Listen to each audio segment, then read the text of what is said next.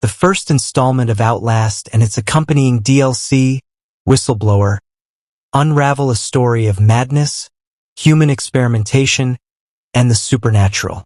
Central to the mystery is the Walrider, a nanite swarm connected to human hosts. By the end of the first game, Miles Upshur becomes the host for the Walrider, and his control over it is evidenced through several key moments in Whistleblower. The following points substantiate the argument that Miles Upshur, as the Walrider's host, exerts a degree of influence over its actions.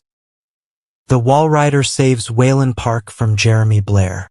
During the climactic moments of Whistleblower, Wayland Park, the whistleblower who exposed the horrors of Murkoff Corporation, finds himself in a deadly confrontation with Jeremy Blair. Blair, desperate to silence Wayland, attempts to kill him just as Wayland reaches freedom. However, the Walrider intervenes, attacking and killing Blair instead.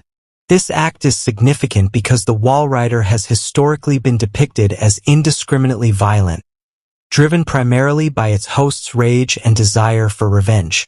Yet, in this moment, its actions appear purposeful and protective.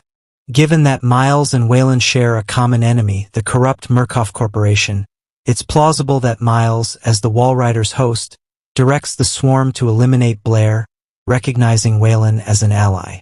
This act of selective aggression suggests that Miles's consciousness influences the Walrider, steering its actions toward his own goals rather than acting as a purely destructive force. In the final scene of Whistleblower, as Wayland drives away from Mount Massive Asylum, the Walrider manifests before him.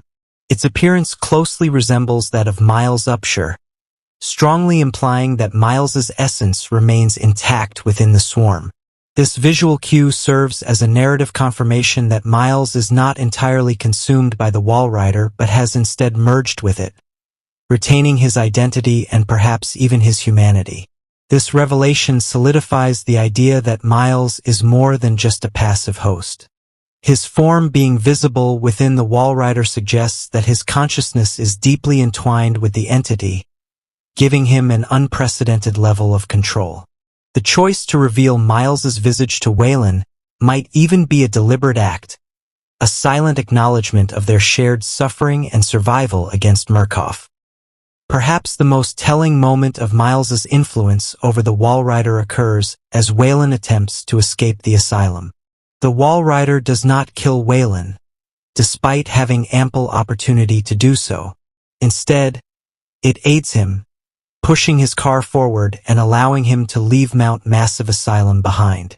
This action defies the established behavior of the Walrider, which is typically merciless and destructive. Such a calculated and purposeful act implies a guiding hand, Miles's hand, directing the Walrider to ensure Wayland's escape. Miles's motivations likely stem from his own journey, a journalist who sought to expose Murkoff's crimes and fell victim to their experiments. By allowing Wayland to escape, Miles ensures that Murkoff's atrocities will not remain buried, fulfilling the purpose that brought him to Mount Massive in the first place. Miles Upshur's control over the Walrider is a central theme in both Outlast and Whistleblower, revealed through the entity's selective actions and its visual representation. The Walrider's intervention against Jeremy Blair, its resemblance to Miles, and its assistance in Wayland's escape all point to Miles's enduring presence and influence. While the Walrider is a terrifying force, Miles's consciousness tempers its actions, using its power to exact justice and aid those who continue the fight against Murkoff's inhuman experiments. Through this lens, Miles Upshur's tragic fate becomes one of reluctant heroism, a man who lost everything but gained the means to fight back against an unfathomable evil.